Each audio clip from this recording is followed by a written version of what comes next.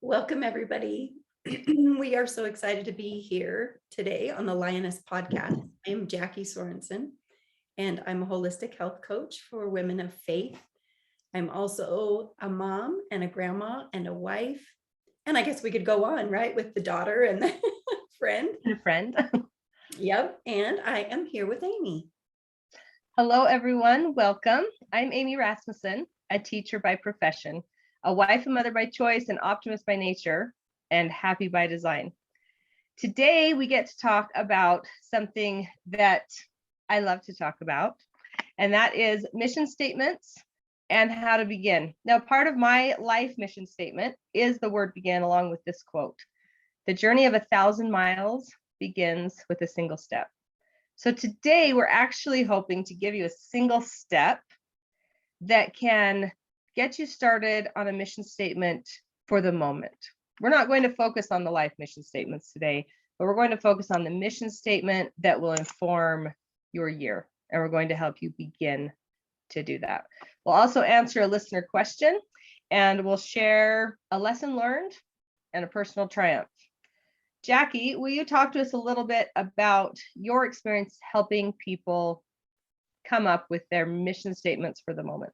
Yes. So as we've talked about before, in Lioness, we have done a couple of 5-day challenges in preparation for this coming year. And as part of the challenge, we start with questions. And the questions are along the lines of, what is most needing your attention right now? Or you could say, what are your biggest challenges right now? And this is kind of the micro version of the macro, right? We're talking about a time in your life, not your whole life. Right. But the mission statement for the time of your life will also help you in the bigger picture of the bigger overall mission statement. But in order to figure out, and this is, of course, just a tool to help you focus, your energy where it needs to be right now. Next year is going to be different because life is going to continue to change, and your children won't be in the same place. Your marriage won't be in the same place. Everything is evolving and moving and changing. So this is really just kind of a snapshot for right now. What do I need to focus on? And so along with what are my biggest challenges, there are also questions about what would be really a good thing for me to focus on this year. Okay, but then what would be a better thing for me to focus on this year? And then the trump, what would be the best thing for me to focus on this year? What is the most important thing? Because there are a lot of things that we can do that would be fun, that would be, fill up our time. But then there are things above that, and then there are things above that. And not that it has to get like more serious as you go up, those things can still have a lot of joy and enjoyment in them. But it's just determining, it's using our minds to think it through. And by answering those questions, it helps to the answers then inform your focus. What needs to be really on my plate right now? Do you have an example? I'm sitting here thinking I would love an example. I'm trying to come up with an example of, identifying. I keep thinking identify the problem, but what is the challenge? And then what does the good, better, best look like? Do you have one just off the top of your head that you could? I'm sure I could. Okay, so we have our son that has just moved back home, and so my focus for the year did not have that in it, right? Because it just happened. But so my good, better, best just shifted a little bit, and I think it's just when, okay, would it be good for me to have some time to set some goals with him and to see where he is and what he needs? Yeah, that would be good. Would it be better for me to actually go through the motions of finding the support people and who needs, getting it set up? Yes. And probably the very best thing would be for me to walk through those steps with him and then hang with him a little bit until it's moving. So there are several levels of how that could happen. And I'd really like to do the best one, which means that I'm going to have to shift some other things a little bit. Right. Because priority is my family is the priority. And so when someone is in legitimate need of my assistance, then those things need to shift a little bit. And within that one challenge, there are good, better, best. Right. And this doesn't need to be a big, long, drawn out planning process or thinking through every scenario or, anything like that. It's just taking a little bit of prayerful, focused time and listening and making a few notes. Okay. Yep. I can see this would be the better thing for me to do in this situation. What I like though, is that we also just heard how this, I guess, mission statement for the moment, this portion of your life for the moment, is actually informed by the bigger picture. Right. Because at some point you made a decision that my family is going to be the priority and other things will shift out of the way for my family. Right. And here's how that looks. And so I like that even without thinking about it, it's just part of using that tool of the overall mission statement and using the tool of the mission statement of the moment to let them inform and develop, like inform each other and develop together. Yeah. And that brings up the tool idea. We talk a lot about tools. Yes. And I think sometimes we talk about tools, we talk about the big picture, and then, okay, but what do I do with that? Now I know how to write a declaration. So what do I do with that?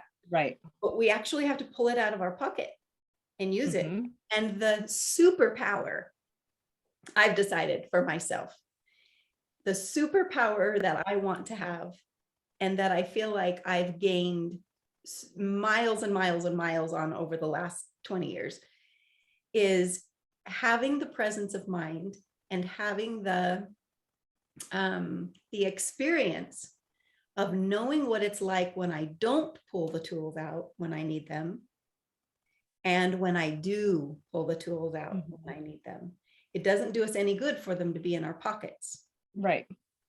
But when we have them, we spend this energy and time learning them, right? I learned how to write a declaration. I learned how to look at the challenge, break it apart, see what it is, where my belief is a little off or where my faith is a little weak, and write declarations that inform and train my brain to be thinking in that positive, faithful way.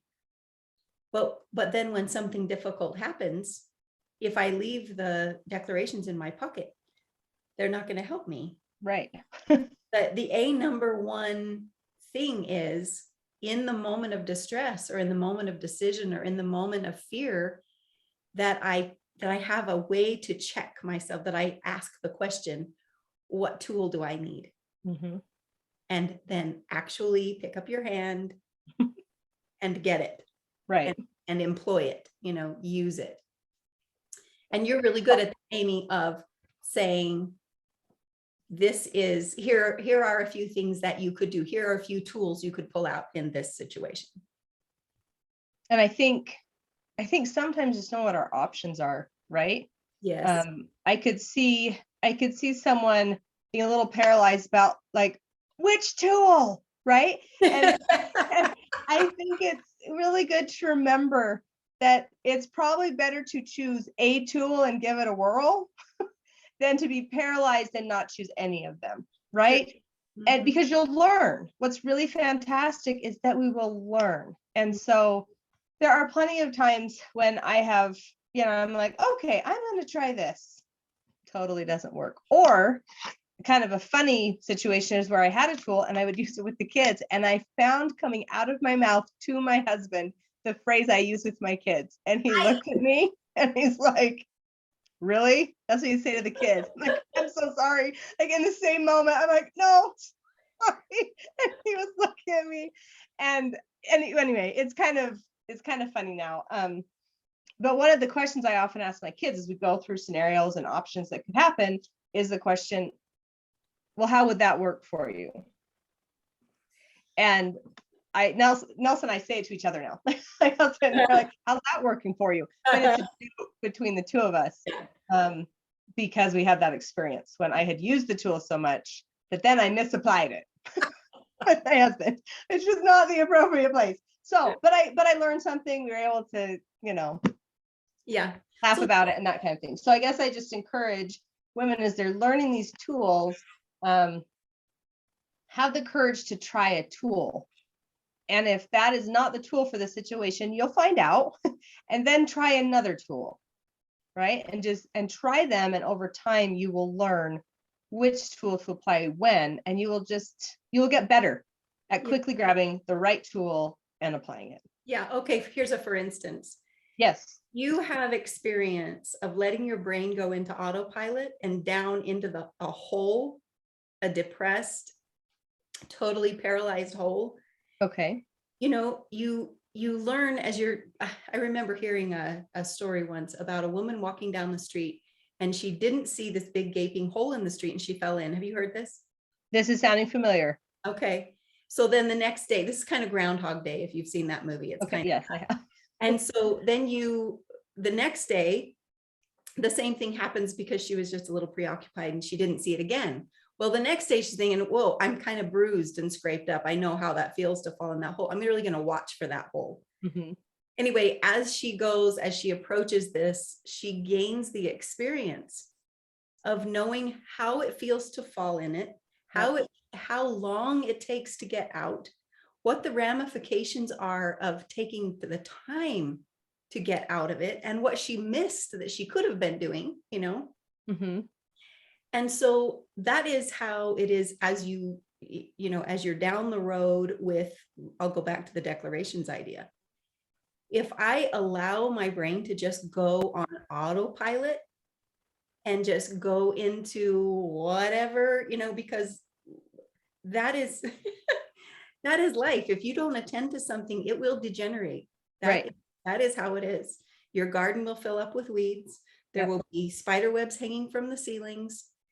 Without our energy and effort and decision, things degenerate. So if I allow my brain to go on autopilot and go into some depressive hole, I know now after years of experience that pulling my declarations out in the instant that something challenges the state of faith and peace that I want to live in, it just is so much easier. It just makes life so much easier. And it gives me the sense of driving my own ship. I don't have to be thrown around. That is not just life, is, being bashed around by all the negativity, all the what ifs, all the fear and panic that is rolling around in the air.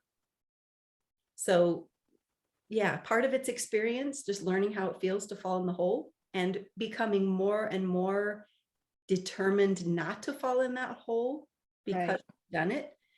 But then, also, and we talked about this a little bit. So you make this plan, you have this vision, you make this plan, but then something really big changes.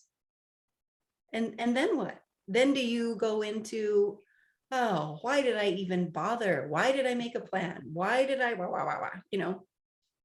So at that moment, there's the equation shifts, and now we have new choices to make, right? Right. Yep.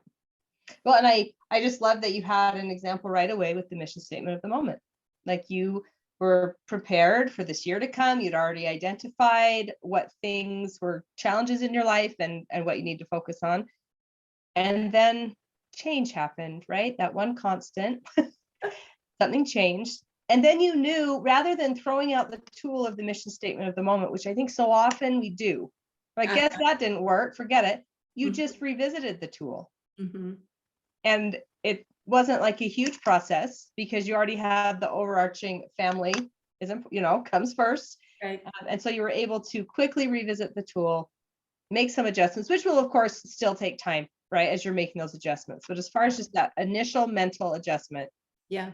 it was way more seamless than maybe the first few times you were trying to go through this process. Yes. And one of the things that I have learned this time going through this process is that the thing that stresses me out is that I usually take it all on myself. Like now I have to figure out all of these parameters. But as I've thought about it over the last few days, what has come to me again is I don't have to figure it all out, but as a family, we need to figure it out. Right. And we need to adjust. Everyone's going to adjust, not just me. Right. And everyone, we can redistribute the responsibilities. We can refigure who's going to take care of this and who's going to take care of that. And it'll work if we do it together. But if I'm just stressing over, oh, now I have to do this and that and this, and how am I going to do that?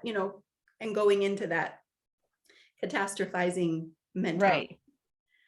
Right. That certainly doesn't work. So we're in this together. We're going to redistribute. That's what the process is going to be. Well, and I think as you talked about the best option in this particular scenario that you went through, as you talked about the best option, by identifying our best option, that's what also can allow us to see that there's got to be that reconfiguration, right? If I am going to go with the best option, there's no way that I can just, put it right on top of the already overstuffed plate. And hopefully we've been doing things that help us not have the overstuffed plate. But as soon as you add one more thing, that balance is lost, right? Yeah. We can tend back towards chaos instead of the order that we created. Right. And that is why it has to be reassessed and revisited. Coming back to mission statement for a minute, if someone is at the very beginning of this, so they haven't, you had already kind of figured something out. Yeah. If someone is just at the beginning, will you just tell us one more time the first question that you would have a person ask themselves? What are the thing, or maybe three things that are requiring my attention right now? Okay. And can those things be things that are requiring your attention, but you're ignoring because they're too overwhelming? Absolutely. Okay. I mean, it seems like those are often the things that actually need the most of our attention, and we ignore them because we can't figure out how we could possibly deal with them. Right. And that is being in a state of fear. Yes. And which is the paralyzing thing. We've all been there. We all know what that feels like. And having, sometimes, in fact, this week, my prayer several days in a row was, I can't see past the bigness of, there are like three major things that have just come this week. And they're all potentially very life-changing.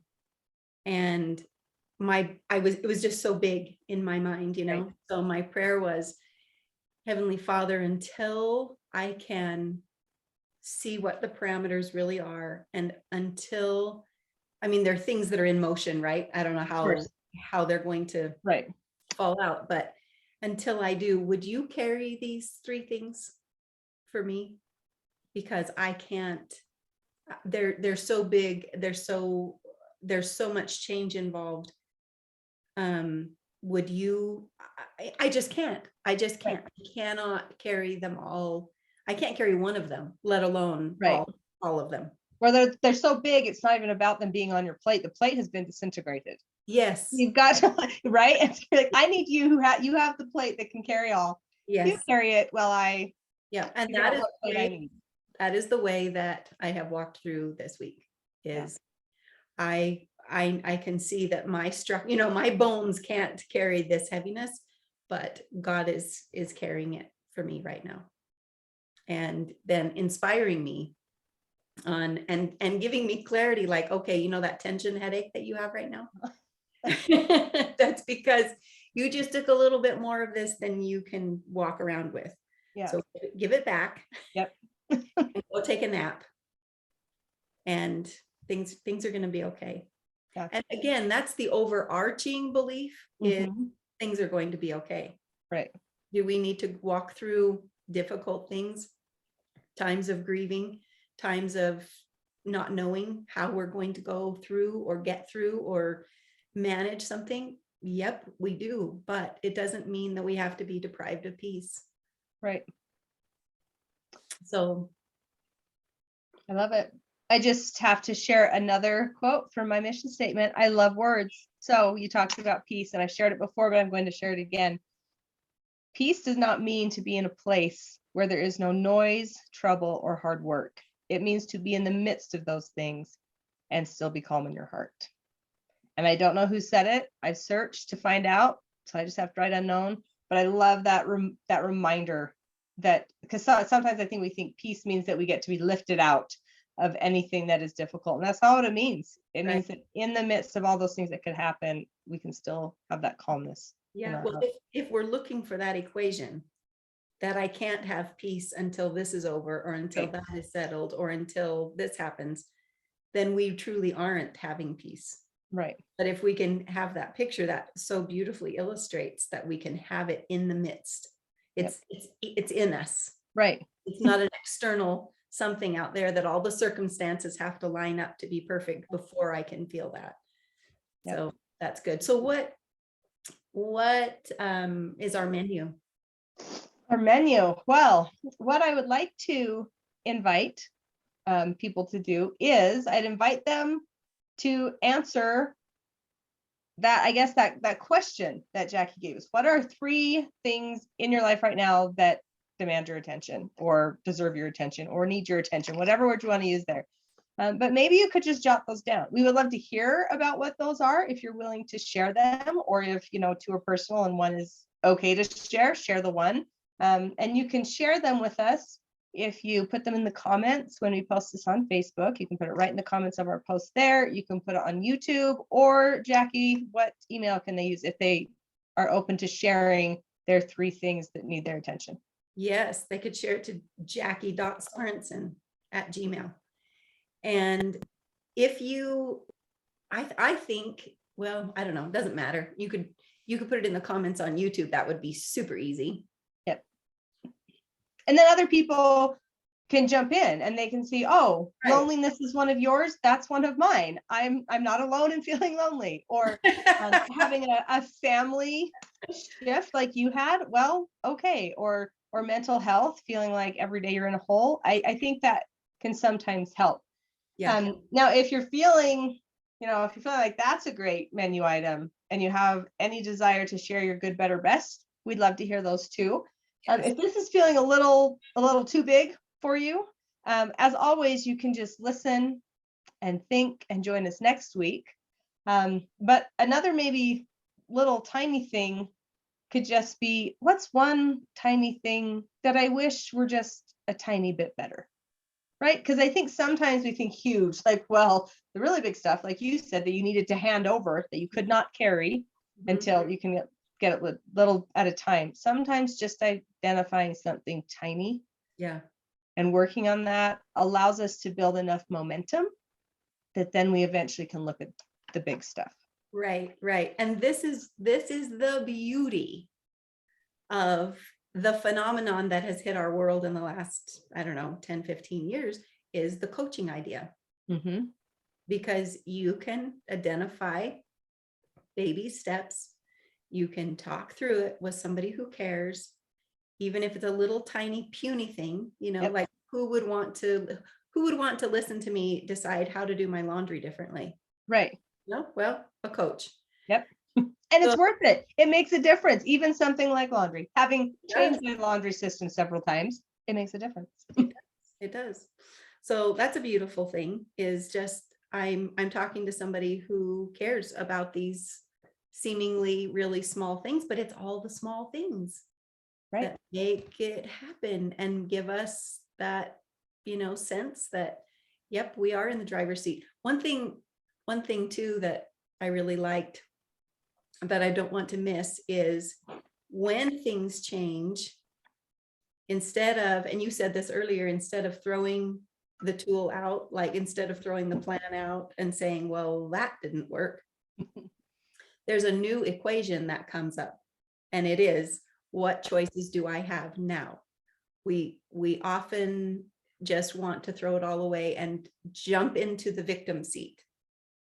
Now I'm the victim because all of this changed.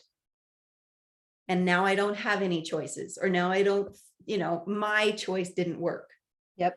But we always have the choice.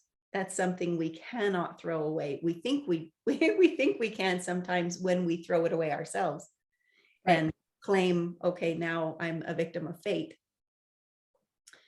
But the choice is always there. It's always there. It's just a little bit different. Now, what choices do I have? Right. Well, but I love that question. Yes. Now, what choices do I have? Now, what choice do I have? And it seems like, I don't know if that fits in the realm of declaration since it's a question, but it seems like it could. If that is your mantra throughout the year, now what choices do I have? That can become a mission statement. That one phrase, to always ask oneself for 1 year, now what choices do I have? And I would suggest that you could do this exercise of coming up with what needs your attention. If you need it on a smaller scale, you can do it. What needs my attention this month? Mm-hmm. What needs my attention this week? What needs my attention today? Yep. Right? Yep. And do it in those little tiny pieces if that is where you currently stand. I think our listener question actually feeds right into this idea of what choices do I have now? So this was more of an experience than put in the frame of a question. So the question I came up with is, how do we find the choices we have when life hits us in the face? Mm-hmm. Because I think often that's how we feel. And we almost feel like life punched us into the victim's seat, right? Like, there really wasn't anything I could do. It just came out of nowhere. Right. So here's the situation. Our listener, who I'll call Jane, had a big event that she was in charge of. In fact, I think she hasn't come to it yet, but she has a big event that she's in charge of, and she needs to provide dinner for a large group of women.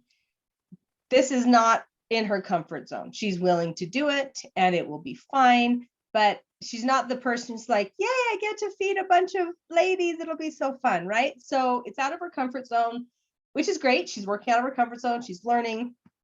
And at the same time at work, she had signed up for a day to bring a treat because they rotate and bring treats.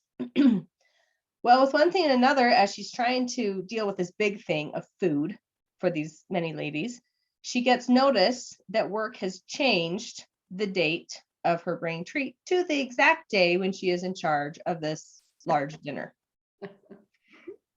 So life came and punched her in the face. She feels like, well, what can I do now? I guess I just have to do it all. In addition to that, as she's making this plan for the food for everyone, although she has a committee, she doesn't really want to assign stuff out. She feels like she needs to do it all. She is in charge of the food, right? So we have a couple of different ways that Jane is now in a victim seat. She has to do it all. She is in charge of the food. She shouldn't really be asking for help. I mean, maybe she'll ask people to warm such and such up or whatever, but really it's her thing, even though she has a committee, right? And then she's also told she has to bring the treat another day. Now she has a treat she's excited to bring, but she's thinking, well, how can I bring that treat? Well, maybe I should just expand and make that dessert the dessert for the evening. And now it's this big, huge dessert thing that she has to take care of. So that's kind of our scenario. And the question is, how do we find the choices we have when life punches us in the face, right? So I have some thoughts. Jackie, do you have any thoughts about choices? What choices does Jane have as she's sitting in this moment, feeling overwhelmed? And now she's not excited about bringing that treat to work. She's even more stressed about the dinner. And she still feels like she needs to make sure it all happens. And that it's not just all happens, but that it should also be the one doing it all. Yeah. Do you have any thoughts? Yeah, I do. I think that I think we do this really often. And that is the fact that it's stressful just thinking about it is stressful. Mhm. Kind of like I did this week. I started taking it all on myself. Like I'm the one that needs to figure this all out. I'm the one that needs to take up the slack of everything that's just shifted. And that is, as I started, I told you about the tension headache. That is a red flag to me that the equation or the choices that I have now, I kind of jumped over that question and just went straight into, I didn't make the choice. I just felt it all fall on me. Right. So that's a bad habit. That's a bad, and it is a bad habit. I'm going to call it what it is. It is a bad habit that instead of holding it, away from me a little bit so I could look at it, I kind of sucked it onto myself. And it's a bad habit because nothing good comes from it. That's right. That's right. And that's why we're labeling it. Yes.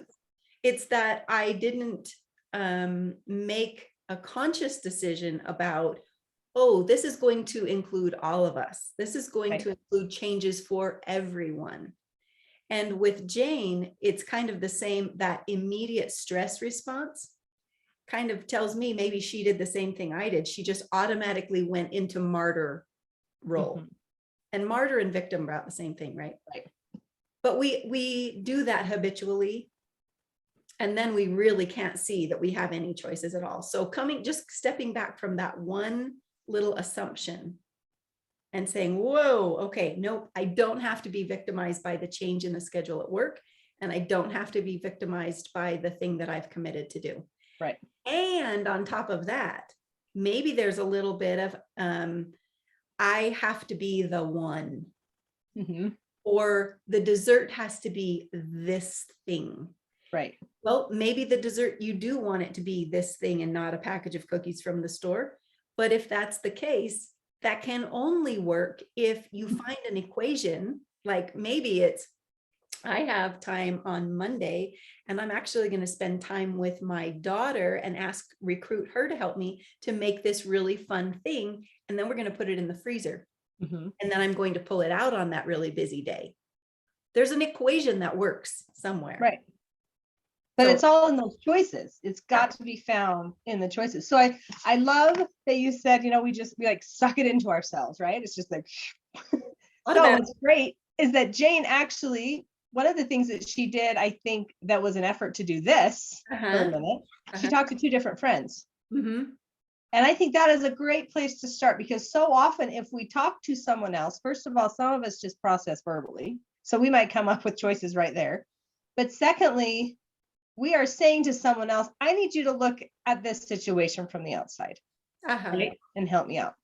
And so a couple of the thoughts I had are, number one, when something changes in the schedule, we don't just have to say, okay, well, I committed to bring the treat to work, therefore I just have to bring it on the day they give me. It's okay. We have a choice to say, I guess I won't make the fun treat that was exciting to me. I'm just going to make the treat happen.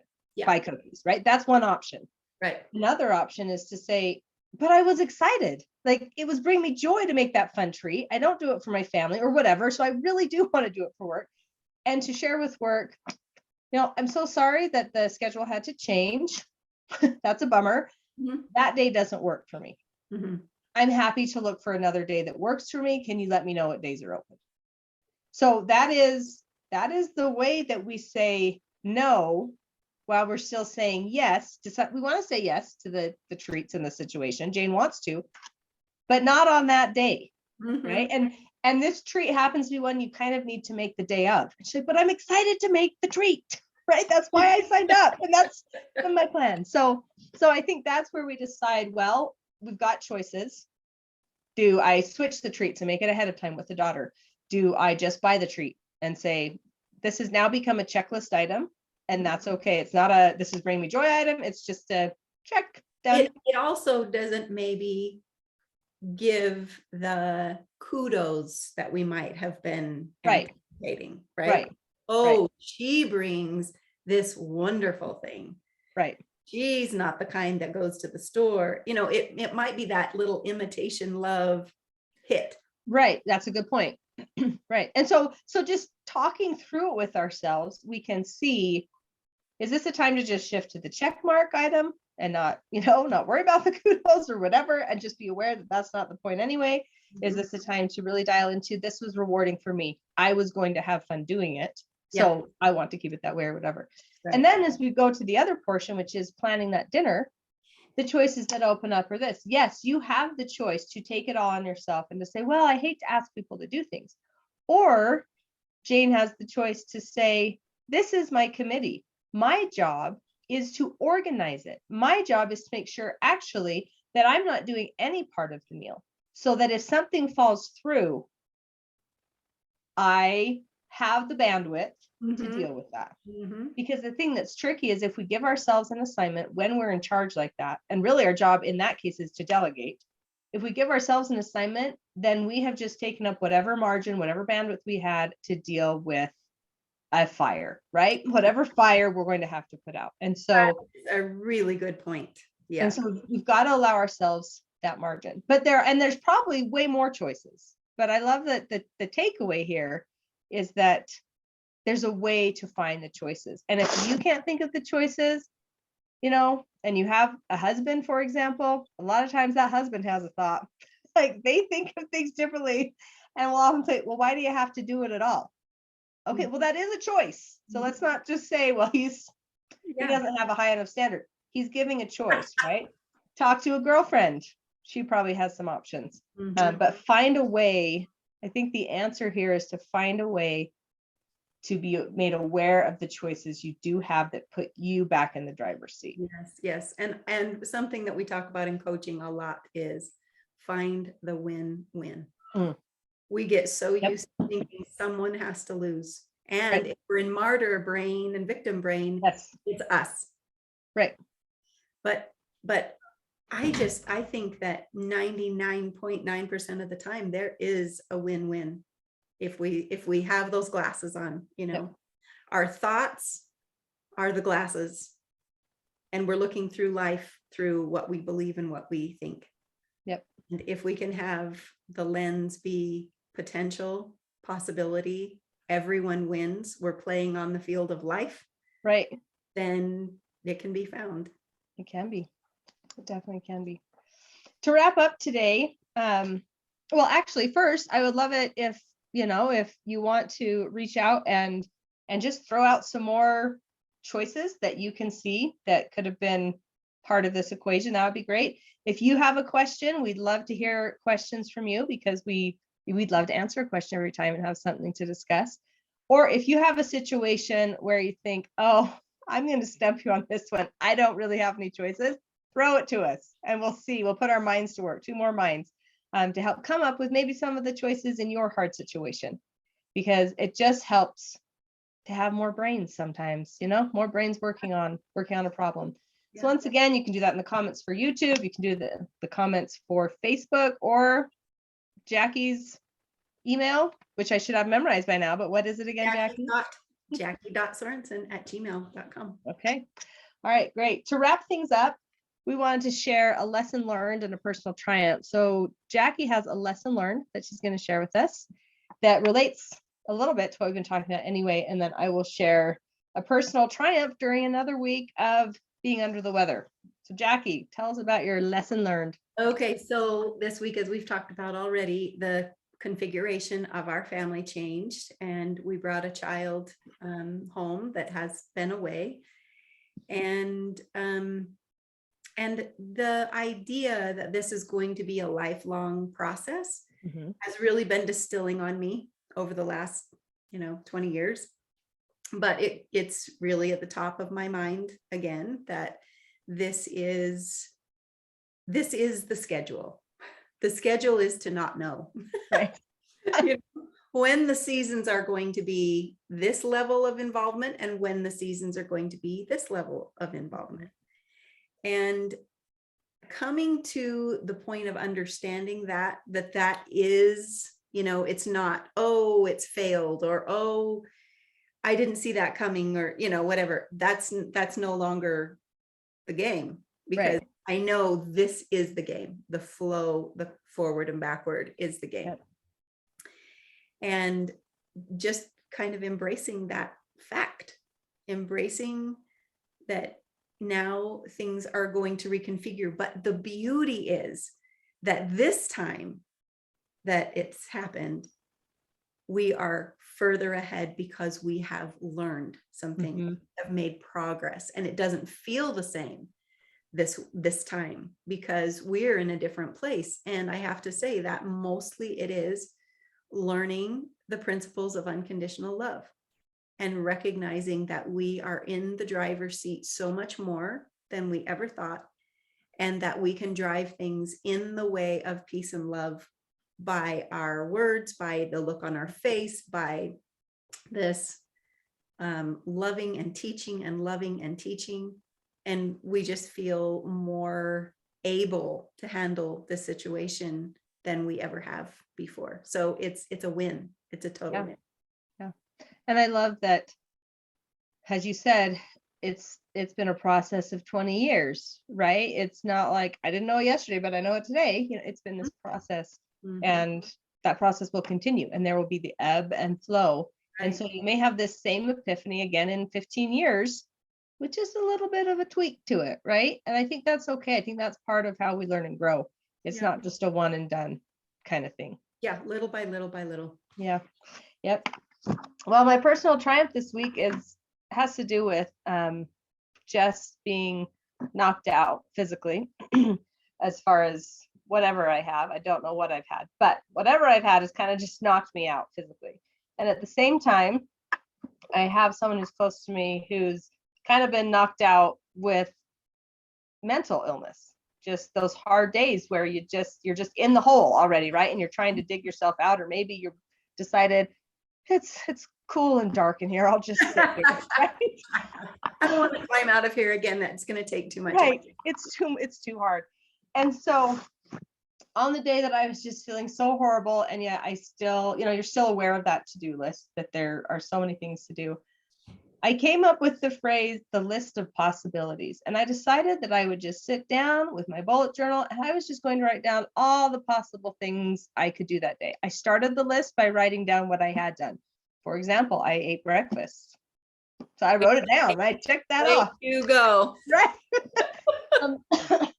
And I can't remember if I got dressed or stayed in my pajamas that day, but the things I wrote down that I had already done were kind of your humdrum things, like, yes, I was going to do them anyway, right?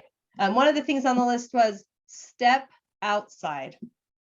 That was a list of possibility. I wrote watch a movie, read a book, take a nap. So I had things on there that were going to help me physically feel better. And then I also had things like put the tinsel from the Christmas tree in the bags, because our Christmas tree wasn't down yet. January 17th is my take down the tree deadline, because I like to have the slow ooze after Christmas. Anyway, but it wasn't down yet. And so I thought, oh, well, I could probably have energy to put tinsel in some bags, maybe, but it wasn't take down the tree. It was the tinsel in the bags. Put the lights, roll up the lights. So I had these little tiny things, and then everything I marked off was a success. I didn't get everything done on the list, but that wasn't the point. The point was I could just check something off. And if I took a nap, check. Read a book. Yep, did that. Watched a movie. Yep, I did that. So I just had this list of possibilities to realize that even in the moment of really feeling awful, I could still feel productive. I could still feel like I was in the driver's seat, like I could have a plan. And the hard thing was I didn't know how I would feel any given hour, because I could feel, oh, I think I have energy now. And 10 minutes later, I think I have no energy left. And so having a to-do list, even of like 2 minor things, could have caused me to feel like I had failed. Whereas the list of possibilities allowed me to do whatever. I shared it with my friend who was having the hard mental health kind of day. She also put together a list of possibilities. And every so often I text her and say, remember to give yourself credit for the fact you texted me back. Like sometimes you just have to give yourself that credit and say, these are the little tiny rungs on the ladder getting out of the physical health hole, the mental health hole, whatever it is. It's those tiny steps that matter. Yeah. So that was my personal triumph, that even in the midst of feeling horrible, I have my list of possibilities. Yeah. So. And sometimes that list of possibilities I loved that you had a nap on there, because sometimes we go with what energy we have instead of building it up, instead of gathering a surplus, we're right out at the edge. We're using it right to the end. Right. So I loved all the nurturing things on your list of possibilities. I could take a nap and watch a movie, and the biggest overarching one was, I'm giving myself permission not to think about or feel pressured by the to-do list. Right. Because it's not a to-do list. Yes. Possibilities. And on my list was make a list of possibilities. Boom. See, you won already. I know. So then I just checked that one off. Yeah. Sometimes we have to go down to like brush your teeth. Yes. Yes, we do. And it's good. It's a good thing to do, to go down to where we need to go down to. Mm-hmm. Yep. And get a little surplus. Yep. Stashed away. That's right. I have to tell myself that all the time, because I'm right out on the edge. That's just my mojo. But yes. Anyway. Gotta remember to renew. We have loved this time with all of you, and our prayer is that this might be a little moment of encouragement and hope and support, maybe a few tools, maybe some reminders about what you already know, but we really want to back you up. Yes, we do. Signing off for this week and hoping to feel better next week. I'm Amy Rasmussen. And I'm Jackie Sorensen with Lioness at the Door podcast. Everybody take care.